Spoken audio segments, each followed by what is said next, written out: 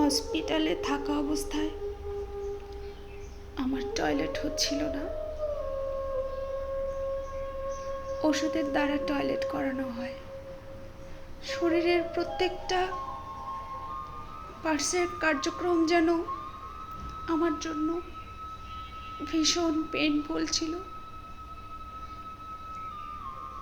শ্বাস নেওয়া থেকে শুরু করে প্রত্যেকটা কার্যক্রম এত কষ্ট ছিল আমার জন্য।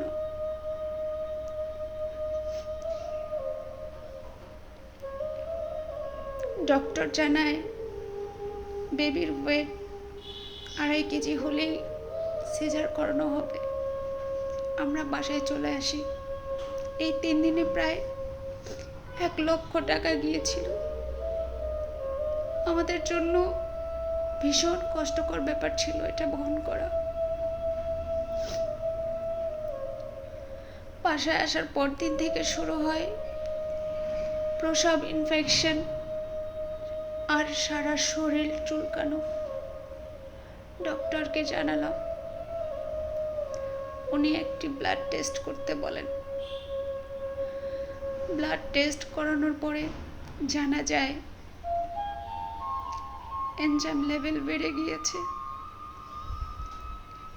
প্রতি রাত সন্ধ্যার পর থেকে শুরু হতো সারা শরীর চুলকানো। যত রকমের ধারালো কিছু ছিল সবকিছু দিয়ে পায়ের নিচে হাতের তালু চুলকাতাম। চিরুনি দিয়ে, কখনো থালাবাটি মাজার তারের জালিটা দিয়ে, আরো কত কি। ভীষণ কষ্ট পাচ্ছিলাম আমি। আমার কষ্ট দেখে বোনেরা খুব কষ্ট পেত। ছোট বোন একদিন বলেই ফেললো, আমার ইচ্ছে করছে এই কষ্টগুলো আমার শরীরে নেই। যখন 8 মাস হলো তখন সিজারের জন্য আমি আরেকজন ম্যামের কাছে গিয়েছিলাম। ওনার সামনে বসে থাকা অবস্থায় আমি এত বেশি শরীরকে চুলকাচ্ছিলাম, উনি দেখে সাথে সাথে একটি ইনজেকশন দেন।